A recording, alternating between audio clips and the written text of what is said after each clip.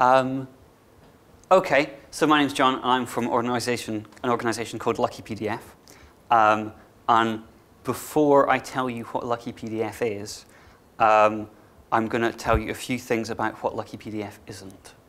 So Lucky PDF is not a collective, it's not a collaborative art practice, it's not a curatorial project, it's not a gallery, it's not a Facebook group or a mailing list, it has no legal personality, it's not a publicity machine.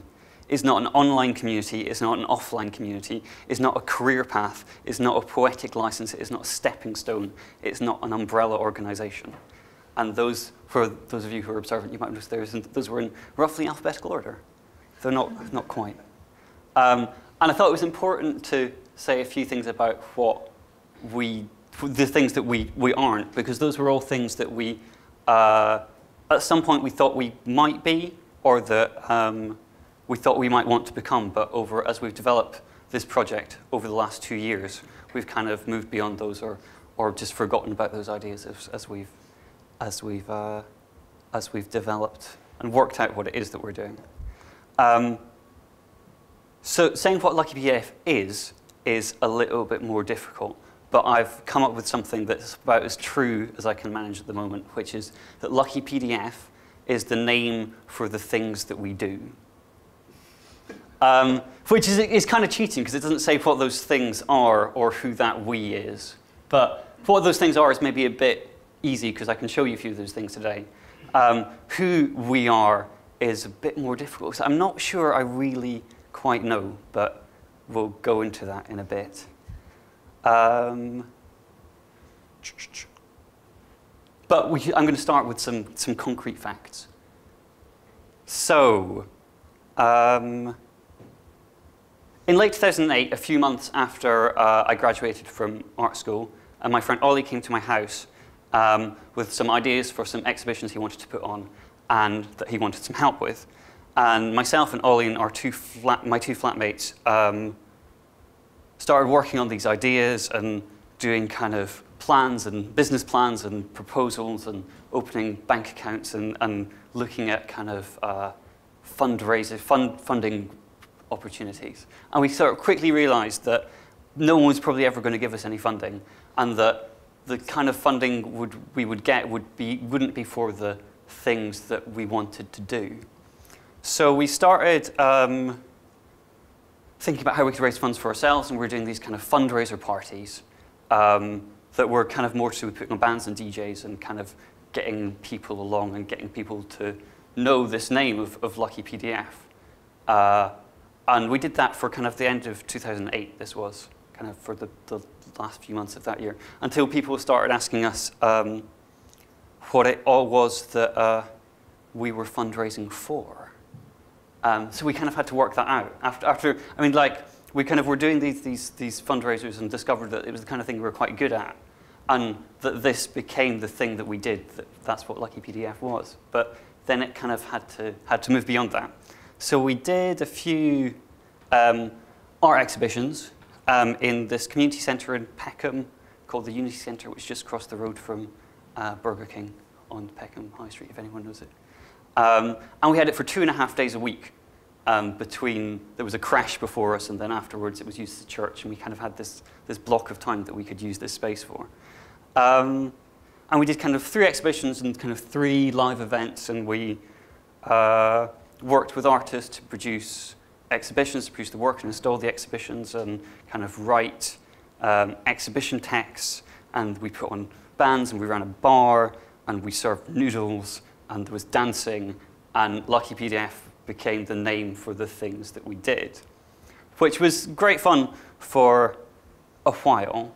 But the space, you can maybe see, is this really dark and all this crazy lighting and these crazy kind of ventilation conduits at the top, and it wasn't the kind of space where you could do anything. It was only the kind of space where you could do a certain number of things, which we felt we had done by the time we'd done these 3 events. And we might have owed someone some money as well. So we kind of decided, we kind of like moved on from that. And we decided that maybe we didn't want to be doing things in a space or in this kind of traditional kind of space for exhibition. So we, over the next kind of year, I guess, we ran a few different projects. We did some events, and people would ask us to do things. And one of the events we did was called, oh no, sorry.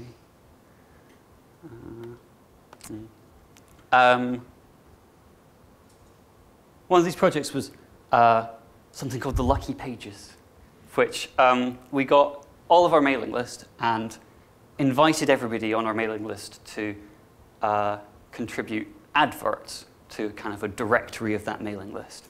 And then we invited them to come to this event and to buy it for £2, which was the printing cost of the publication. And this was sort of, I mean, this is kind of maybe something where we could talk about this who Lucky PDF is. So with the exhibitions we were doing, it was kind of the Lucky PDF was us and the artists we were working with. And then this idea kind of expanded to be that Lucky PDF wasn't just us and the people who were submitting adverts for this publication, but it was also anybody who was on our mailing list, whose names were in this publication that we made. And anyone who bought it and anyone who came to any of our events was this kind of ever-expanding network of people. And then another project that we did was this, we had this light box, which is like the side of a bus stop, so it's kind of a double-sided, freestanding poster display box that we had in various places. And this was kind of like a mobile gallery that we could move around, and we invited artists to make posters for it. And it was in various places. It was in Peckham, and then it was on Charing Cross Road, and it was on Brick Lane, and this is it in the Turbine Hall in Tate Britain. So those are kind of some of the ideas of this taking kind of old or kind of not kind of obsolete media necessarily, but media forms that are becoming less popular as things become more digital and things move online. And these all become like these spaces that we can try and do something ourselves. And so we could take a space that was an advertising space, and we try and fill it with something that isn't advertising, but is maybe a different message that we want we're interested in talking about to people and conveying to people. And so, is this playing? There we are. We don't need the sound. So there's about a year of us working on projects, and then, well, we got invited to a project in Manchester, and we weren't quite sure for this big 24-hour performance event called Mill 24, and we weren't quite sure what we wanted to do, and how the things that we did with these kind of using media could like make sense in this event. And we came up with this. We were like, why don't we make a TV station, and we could show videos and we could show people's performances, and we could document all the other things that were happening in the event, and people could watch things that maybe if they hadn't come to the whole event, we could play things back and people would be able to see it, and we could stream it on the internet, and we could broadcast it around the building so people could see what's going on around the building. And we did that, and it was great, and it kind of worked, except we couldn't get an internet connection, and broadcasting the sound to the TVs in the other half of the building didn't really work. And it's kind of difficult to keep your energy levels up for 24 hours continuously while you've been staying awake all night, and finding a whole day's worth of video to show is actually quite difficult. But we decided we probably wanted to do it again. And so we did it for this 3-day music festival in August with a space called Auto Italia, and then they invited us back to produce 5 weeks of Saturday night live TV from their space, which is just off Old Kent Road in South London.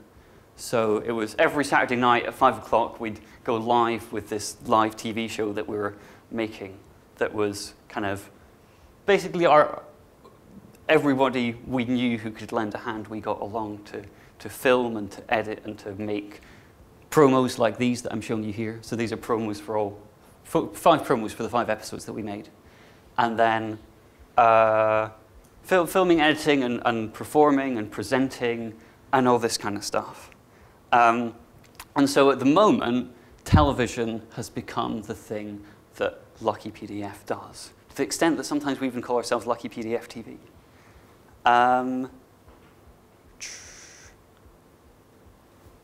And so maybe I can say a few things about what Lucky PDF is, and a few of the ideas that kind of form our approach, or the way we try and approach all the things that we do. And so Lucky PDF isn't coherent. We don't all want the same thing from the project at the same time, and this is one of our major strengths, that we're not all working on the same projects or on the same parts of the projects, and that Lucky PDF is flexible enough that people can contribute what they want, and it will contribute to the whole of the project. And it's not about fairness, and it's not about who's best at things, but it's about being able to do the things that you want to do. And Lucky PDF can be anonymous, or it can be a useful way of self-promotion, because both are useful things to have available to you. And in some ways, it's kind of this joke thing, but in some ways, it's like the product of 2 years' hard work by more people than I can remember. And it's a learning experience, and it's about learning through doing, and the idea that getting good at something is not the goal of learning, because being good at stuff is boring, and that we want to learn what it is that we want to do next and why we want to do it. And that Lucky PDF inhabits obsolete or disused spaces like analog television, or these kind of traditions of how you show traditional television, as opposed to kind of how you show internet television.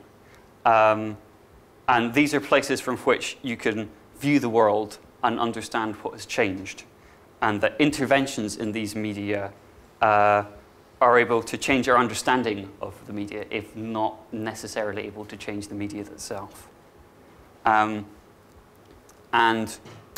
also that Lucky PDF is not a professional organization, nor are we amateurs. These are not interesting categories, and that the economy that we exist in, it doesn't really make a distinction between professional and amateur, and it's just about doing what pays the rent and keeps you interested, and maybe that those can probably never be quite the same thing. And these aren't necessarily the ideas that we apply to making this project, but these are the ideas that, these are kind of the things that we learned from doing this project, and from talking to the people involved in the project about how it was that we were doing it as we were making it.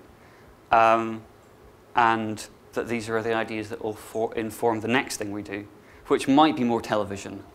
And because we still haven't got bored of that yet, but also could be something different that we haven't thought of yet.